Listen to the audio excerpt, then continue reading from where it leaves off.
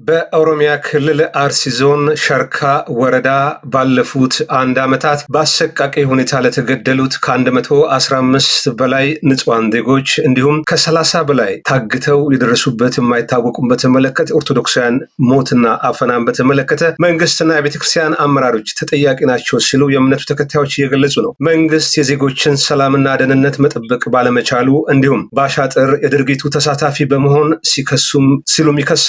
የቤተክርስቲያን አባቶች ለሚገደለው የእምነቱ ተከታይ ጥብቅና ባለመቆም ነገሩን በቸልታና መንግስትን እንዳያስከፋ በሚል በሚያደርጉት የፍርሃት ጥንቃቄ ድርጊቱ ተፋፍሞ ተባብሶ እንዲቀጥል ምክንያት ሆኗል እያሉ ነው። ትላንትም ከትላንት በስቲያም ባለፈው ሳምንት የተገደሉ ሰዎች ቁጥር ወደ 18 ደርሰዋል። ባለፈው ሳምንት ሮብ ጥቅምት 13 ቀን 2018 ዓ.ም በአርሲ ሀገረ ስብከት ጉና ወረዳ የሚገኝ ኖኖ ጃዊ ቀበሌ 14 ንጹሃን መገደላቸው ይታወቃል። ከትላንት በስቲያም አሰቃቂ ግድያው ተጠናክሮ መቀጠሉን የሚያሳይ መረጃ ላይ ደርሶታል። ሰኞ ጥቅምት 17 ቀን 2018 ዓ.ም በአርሲ ሸርካ ወረዳ ሄላ ዘባባ ቀበሌ ላይ ከምሽቱ 4 ሰዓት ላይ አርሰሚ አጥቢያ የሚኖሩ 3 ምዕመናን ተገድለው 4ቱ ታግተው መወሰዳቸው ታውቋል። ከተገደሉት ውስጥ የአንዱ ሟች አባትና ወንድም ከታገቱት መካከል እንደሚገኙ እማኞች ለኤምኤስ አረጋግጠዋል። ይህንን በተመለከተ በጉዳዩ ላይ ሰፊ ጥናት ሲያደርግ የነበረ ምርመራ ሲያካሄድ የነበረ መረጃ በመሰብሰብ የሚታወቀው ዲያቆን ዮሴፍ ከተማ የቱምቢ ሚዲያ ዋና አዘጋጅ መስመር ላይ አግኝቼዋለሁ። ዲያቆን ዮሴፍ ከተማ ስለ ጊዜ አመሰግናለሁ። በተለይ በአርሲ አካባቢ በኢትዮጵያ ኦርቶዶክስ ቤተክርስቲያን አማኞች ላይ የሚደርሰው አሰቃቂ ግድያ እጅግ ልብን ያሳምማልና እንደው ይህን ነገር በተደጋጋሚ በቦታው ላይ ስትከታተል ስለነበረ አንድምታው እንዴት ነው የምታየው? እንደው ከስሜትን ምን ተሰማ? ተደጋጋሚ ሆነ? ደኔ ስለኝ ወንድማገኝ አመሰግናለሁ። አዎ ምንም ተደጋጋሚ ሆነ ብቻ ሳይሆን ቋሚ ነው።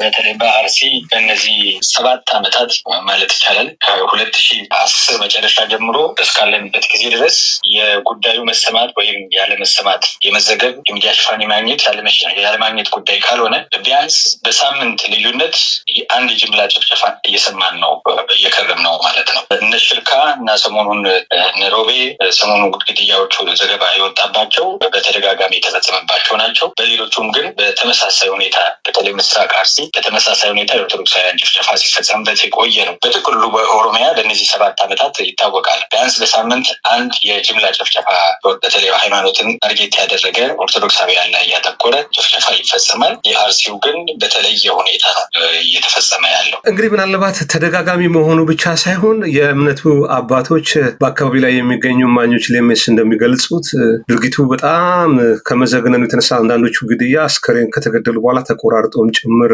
በቪዲዮ ምስሎች ሁሉ እጃችን ይገኛሉና ይሄን ነገር ለጠቅላይ ቤተ ክህነት ከነማስረጃው ከነስም ዝርዝሩ አቅርበው የእምነቱ አባቶች ከሚመለከተው አካል ጋር ችግሩን ለመፍታት የሚያደርጉት ጥረት አለመኖሩ የበለጠ በአካባቢ ላይ ለሚገኙ የእምነቱ ተከታዮች ህመም ፈጥሯል። በሌላ መልኩ ደግሞ የኦሮሚያ ክልል መንግስት ጉዳዩን ከማብረድ ይልቅ በዚህ ጉዳይ ላይ ምናልባት እንዳይጋለጥ ለመሸፋፈን የሚደረግ ጥረት፣ አንዳንድ ጊዜ ደግሞ ውስጥ ለውስጥ በተዘዋዋሪ ይሄ ከነዚህ ድርጊት ፈጻሚዎች ጋር የመተባበር ነገር አለ፣ የተደባለቀ ነገር አለ እና ይህን እንዴት ነው የምታየው? የመንግስት መዋቅር በአካባቢ ላይ ያለው በቀጥታም በተዘዋዋሪ እጁ እንዳለበት ይገለጻል። የኢትዮጵያ ኦርቶዶክስ ቤተክርስቲያን የቤተ ክህነት ኃላፊዎች ከጳጳሳቱ ጀምሮ ድምጻቸው ተለጉሟል። ምን ማለት ይቻላል? በመንግስት በኩል የተናበበ ጭፍጨፋ ነው የሚፈጸመው። የዳቦ ስም የተሰጠው ሸኔ የሚባለው ወዘተ አክቹሊ አርሲ ላይ በተለይ አሁን እነዚህ ሮቤ ሽርካ እና እዛ አካባቢ ካሉት ጨፍጫፊዎቹ እስላሚክ ኦሮሚያን መሰረታለን የሚሉ ናቸው ብለው ይናገራሉ። የጥቃቱ ሰለባዎች በተደጋጋሚ ይህን መረጃ አግኝቻለሁ። በተደጋጋሚ በሰራኋቸው ዜናዎች ላይ እንደ የመንግስት መዋቅር አለ። እነዚህ ጥቃቶች በሚፈጽሙበት ቦታ ሁሉ ለምሳሌ ቀደም በመግቢያ ላይ የጠቀስከው የሽርካ እንግዲህ ምስራቅ አርሲ ውስጥ አንድ ወረዳ ናት። ሽርካ ውስጥ በአንድ ዓመት ጊዜ ውስጥ ከመስከረም 2 2016 እስከ ህዳር 29 2017 ዓ.ም ድረስ ነው 115 ሰዎች የተገደሉት። 115 ኦርቶዶክሳዊ መሆናቸው በኦርቶዶክሳዊነታቸው የተገደሉ በስም በአድራሻ የሚታወቁ ማለት ነው። በተመሳሳይ በኦርቶዶክሳዊነታቸው የቤተክርስቲያን ጠንካራ አገልጋዮች የሆኑ ካህናትም ያሉበት ከ30 በላይ የሚሆኑት ደግሞ በዚህ አንድ ዓመት ጊዜ ውስጥ አግተው ወይ ደግሞ ታፍነው ተወስደዋል፣ አልተመለሱም። ከነዛ ውስጥ አግተው ከተወሰዱት እስካሁን የተመለሰ የለም። ያው ሞታቸው ተረጋግጦ አስከሬናቸው ስላልተገኘ ነው አግተው የተወሰዱ ወይ ደግሞ ታፍነው ያሉ ተብሎ የሚገለጸው ማለት ነው። እነዚህም የታገቱት በስም አድራሻ የሚታወቁ ስለሆኑ ነው። 30ዎቹ ከዛ በላይ ሊሆኑ ይችላሉ ማለት ነው። ታግተው ያሉት ማለት ነው። የተዘረፉ የምዕመናን ከብቶች፣ ቤቶች ከቁጥር በላይ በጣም ብዙ ናቸው። አብያተ ክርስቲያናት በአርሲ በምስራቅ አርሲ እያወራንላት ባለችው ሽርካ ወረዳ ውስጥ 37 አብያተ ክርስቲያናት ይገኛሉ። 20ዎቹ በታጣቂዎቹ ተዘርፈው ተዘግተዋል፣ አገልግሎት አይሰጡም። በነዛ አካባቢዎች የሚኖረው ምዕመንም እንዳለ እንዲሰደድ ተደርጓል ማለት ነው። ይሄ እንግዲህ በአንድ ዓመት ጊዜ ውስጥ የተፈጸመው ብቻ ከህዳር 29 2017 ጀምሮ እስካሁን ያለውን መረጃ በቀጣይ እናየዋለን። ከዚህኛው እጥፍ የሚሆን ነው እንጂ ያነሰ አይደለም። እውነት ለመናገር ይሄ በአንድ ወረዳ ውስጥ ነው። እንግዲህ አርሲ ምስራቅ አርሲ ውስጥ ብዙ ወረዳዎች ናቸው ያሉት። የሁሉን ደግሞ ቢደመር ምን ያህል ይሆናል የሚለውም በደንብ መገመት የሚቻል ይመስለኛል። ይሄ ኦርቶዶክሳውያንን ከየአካባቢው የማጽዳት እንዴት ያለ ሰፊ ስራ እየተሰራ እንዳለን እንግዲህ አንድ ክስተት አይደለም፣ ሁለት አይደለም፣ አንድ ሰሞን አይደለም። በእነዚህ ሁሉ ጊዜያት በእነዚህ ሁሉ ዓመታት ውስጥ ለሚፈጸም ነገር የሚፈጸመው የመንግስት መዋቅር ሳይፈርስ በወረዳው በእያንዳንዱ ቀበሌ ያውም እንደ ሽመልስ አብዲሳ ጠንካራ የሆነ አዲስ የመንግስት መዋቅር ሁሉ ዘርግተው ከፍተኛ በፊት ወረዳ ላይ የነበሩ ዞን ላይ የነበሩ አመራሮች ወደ ቀበሌዎች ሄደው አስተዳዳሪ እንዲሆኑ በተደረገበት ሁኔታ ውስጥ ነው ይህ ጥቃት ጭፍጨፋ እየተፈጸመ ያለው። የመንግስት ይሁንታ ከሌለ በስተቀር የተናበበ ጨፍጫፊዎቹ ገብተው የፈለጉትን ሰው መርጠው እንዲገሉ፣ የፈለጉትን ቤት እንዲያቃጥሉ፣ የፈለጉትን ሰው ደግሞ አግተው እንዲወስዱ የተፈቀደ የምናበብ እንደዛ ያለ ነገር ከሌለ በስተቀር 7 ዓመት ሙሉ እንዲህ ያለ ነገር ዝም ብሎ አጋጣሚ ሊሆን አይችልም። በደንብ በጣም ግልጽ ነው። ወለጋ ላይም በሌሎችም በተጨባጭ ሲደረግ እንደነበረው በአንዳንዶቹ አካባቢዎች መከላከያ አለ። ጨፍጫፊዎቹ በሚገቡበት ጊዜ የመንግስት ታጣቂ ከሚሊሻ ጀምሮ ከአካባቢው ዞር እንዲል ይደረጋል። ስራቸውን ከጨረሱ በኋላ እነዚህ ተመልሰው የሟቾች ቤተሰቦች እና የጥቃቱ ሰለባዎች መረጃ እንዳያወጡ እንዳይናገሩ የማድረግ ስራ ነው የሚሰራው እና የመንግስት እጅ አለበት ሳይሆን በመንግስት ነው የሚፈጸመው ማለት ነው። እንደው የለበትም ብትል እንኳን ሽብር ነው ድንገት የሚደርስ ጠፊ ጥቃት ነው ቢባል እንኳን 7 ዓመት ሙሉ ከተደረገ መንግስት ፈቅዷል ወይ ደግሞ የለም ነው የሚባለው እንጂ እንደዚህ አይነት ነገር የለም። በቤተ ክህነቱ በኩል ቤተክርስቲያን ላይ አብይ አህመድ እያደረገ ያለው ኦፕሬሽን ይታወቃል። በከተሞች በሀገሪቱ ላይ የሚሰሩ ስራዎች አዲስ አበባን ማስዋብ እንበለው፣ የህዳሴ ግድቡ እንበለው፣ አሁን ደግሞ በወደብ ወዘተ የሚባሉት ነገሮች አብይ አህመድ ክሊር የሆነ እቅድ ያለው ይመስለኛል። እንደ ማህበረሰቡ ሰፊ የሆነ መሰረታዊ የሆነ ከከተማ እስከ ገጠር ሰፊ የሆነ ንቅለ ተከላ የማድረግ የሚጠፋ የህዝቡ ክፍል አለ።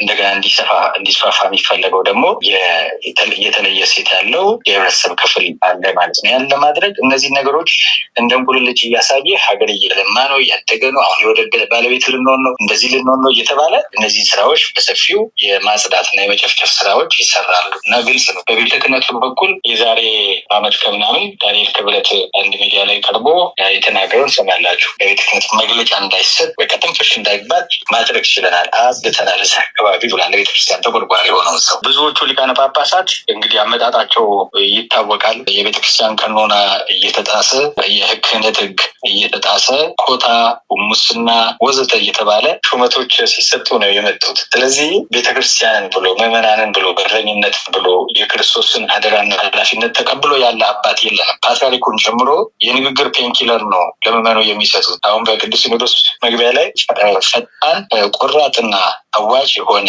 መፍትሄ ካላበጀን ቤተክርስቲያን ትጠፋለች ብለው ቃል በቃል መግለጫቸው ላይ ተናግረዋል። የሲኖዶሱ መወያያ አጀንዳዎች ውስጥ ግን አንድም ይሄን የሚመለከት የለም። እንዲሁ ስለ ዝውውር፣ ስለ ስራቸው፣ ስለ ጳጳሳቱ ሀገረ ስብከትን፣ ሹመትን፣ የተቋማትን የመከፋፈል የመደላደል ጉዳይ ላይ ነው አትኩረው ተወያይተው ቆይተው የወጡት ማለት ነው እና እንደ ፓትርያርክ እዛ ውስጥ ቁጭ ብለዋል። በንግግር ግን ንግግሮቻቸው ማታለያና ማደንዘዣ ነው የሆኑት። ምዕመናን አባቶቻችን ይሄን እያዩ ነው።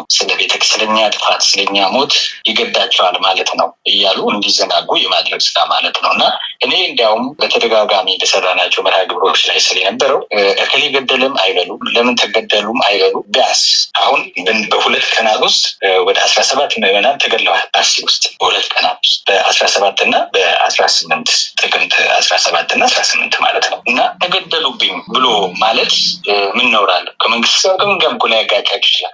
የሟቾችም ቁጥር በቃ ሟቾች በዚህ ዓመት ይሄን ያህል ሰው ተገደለብኝ ብሎ መናገር ነውር አልነበረውም። ይልቁንም የሚያደርጉት ጳጳሳቱ እንግዲህ አሁን በዚህ በኖኖጃዊ ቀበሌ 14 ኦርቶዶክሳውያን በተገደሉበት በጉና ማለት ነው አርሲ ማህበረ ቅዱሳን ከአካባቢው ካሉ ምዕመናን በስልክ አነጋግሮ መረጃ አጠናቅሮ ነበር እና ያንን ዘገባ የሀገረ ስብከቱ ሊቀ ጳጳስ የሆኑት አቡነ ያሬድ በአስቸኳይ እንድታወርዱት ቪዲዮን ያሏቸው፣ ከዚህ በላይ እንዳታሰራጩት ነው ያሏቸው እና ማህበሩን አስፈራርተው ቪዲዮ እንዲጠፋ።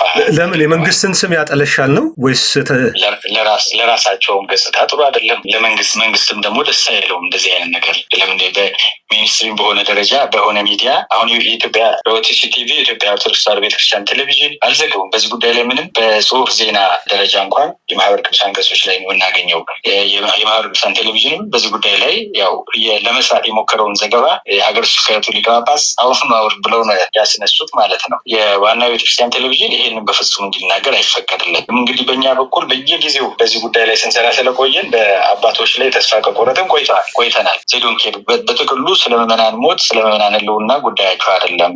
ደሞዛቸውን እስካገኙ ድረስና ስልጣናቸው ተጠብቆ እስከቀጠለ ድረስ በዛ አይነት መልኩ የምዕመናንን እልቂትና ጭፍጨፋ ባለማጋለጥ ይልቁንም በመሸፈንና ምዕመናንን በማደንዘዝ ከተባበሩት ብልጽግና ደግሞ ያው ስልጣናቸውን አስጠብቆ ማስቀጠል ላይ ምንም ችግር የለበትም ማለት ነው። ያው ከዚህ በ2015 ራሱ ህልውናቸው ላይ ስለመጣ ነው የጮሁት። ጳጳሳቱን እንጀራ ሊያሳጣ የሚችል አንዳንዶቹን ሀገረ ስብከት የሚነጥቃቸው ስለሆነ እስከ ፓትርያርኩ ድረስ ፍርጥቅና ሊነጥቃቸው የተነሳ ስለነበረ ነሳዊሮስ ዋና ጸሐፊው የነበሩ ዋና ስራ አስኪያጅ የነበሩትም ስልጣናቸውን ሊያሳጣ የሚችል አደጋ መጥቶባቸው ስለነበረ ለጥቅማቸው ነው የጮሁት።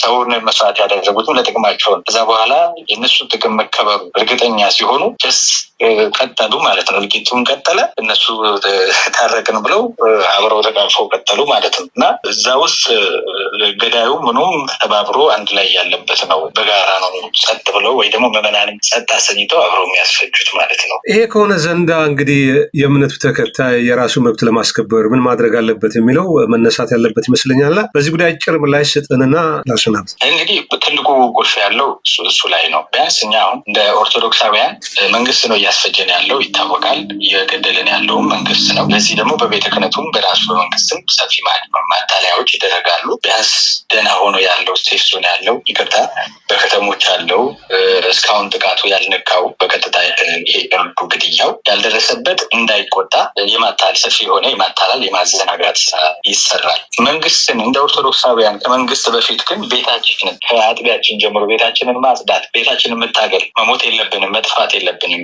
ሃይማኖታችንን መጥፋት የለባትም ብሎ መጠየቅና እርምጃው መጀመሪያ ያለበት ከዛ ነው ብዬ አስባለሁ። አሁን ጳጳሳቱ ወደ የሀገረ ስብከቶቻቸው ይሄዳል። ሲሄዱ አቦ ብሎ የጫማ ሚስም እግር ሚስም ልብሳቸውን ለመዳሰስ የሚጋፋ ሰው ነው የምታየው እንጂ አቦ ብሎ አባ ሆይ ብሎ የሚዘምር ሰው ነው የምታየው እንጂ ሞታችን እንዴት ከለላችሁ፣ የካህናቱ እልቂት፣ የምዕመናኑ መታረድ። አሁን ዛሬ እንግዲህ ምስሎቹ በጣም ነው የሚዘገንኑት። ከዚህ አሁን 14 ሰዎች ከተጨፈጨፉበት ኖኖ ጭፍጨፋ የተረፈች የ8 ዓመት ልጅ አናቷ 3 ቦታ ነው ገጀራ በሚመስል ነገር የተሰነጣጠቀው። አንገቷ ላይ ትከሻዎቿ ላይ በጣም እንዳለ ሰውነቷ ተሰፋፍቶ ነው የምታየው። እንግዲህ መትረፏንም እግዚአብሔር ይወቀው። ከ2 ዓመት እስከ 60 ዓመት እድሜ ያላቸው ናቸው የተጨፈጨፉት። ይሄ እናንተ እንዴት አልዘገነናችሁም? እንዴት አልከበዳችሁም? ስለ ሞታችን እንዴት አልተወያያችሁም? ለምን አልተነጋገራችሁም?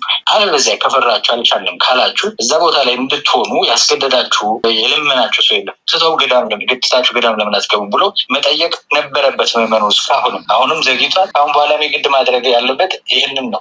አንድ ሰው በኃላፊነት ላይ ተቀምጦ እረኛ ተብሎ ቢያንስ ልጆቹ ሲታረዱ ልጄ ታረደብኝ ብሎ መናገር የማይችል ሰው አባትነቱን ትቶ መሄድ ነው ያለበት። እስከዛሬ ያላቸው ገንዘብ እስከዛሬ በአካውንታቸው ያለው ነገር ጥሩ የድሎት ኑሮ እንዲኖሩ ያስችላቸዋል ብዬ አስባለሁ። የሆነ ቦታ ሄደው ወደ ውጭ ሄደው ወይ ደግሞ ሃይማኖቴን ካሉ ገዳም ገብተው ለራሳቸው መጸለይ ወይ ለሀገር መጸለይ፣ አለበለዚያ የፈለጉትን አይነት ኑሮ ድሎት የሚፈልጉት የውሸትም ጳጳሳት አሉ ብዙዎቹ እና እስከዛሬ የዘረፉት ይበቃቸዋል እና ከዚህ በላይ ሰው ደም እየፈሰሰ ጠጥ ማይሉ ጥሩ ነበር። ሰው ይሄንን መጠየቅ አለበት ብዬ ነው የማስበው። ምዕመኑ ይህን መጠየቅ አለበት። ከዚህ ካልጀመረ መንግስትን እንደ ኦርቶዶክሳውያን ብለን ለመጠየቅም ለመታገልም መብታችንን በዛ ሀገር ውስጥ ለማስከበርም በፖለቲካው ከባድ ነው የሚሆነው፣ ወይ ደግሞ እንደዛ ማሰብም ስላቅ ነው የሚሆነው ማለት ነው። ከትንሹ ከቤቱ መጀመር መቻል አለበት ምዕመኑ ብዬ አስባለሁ።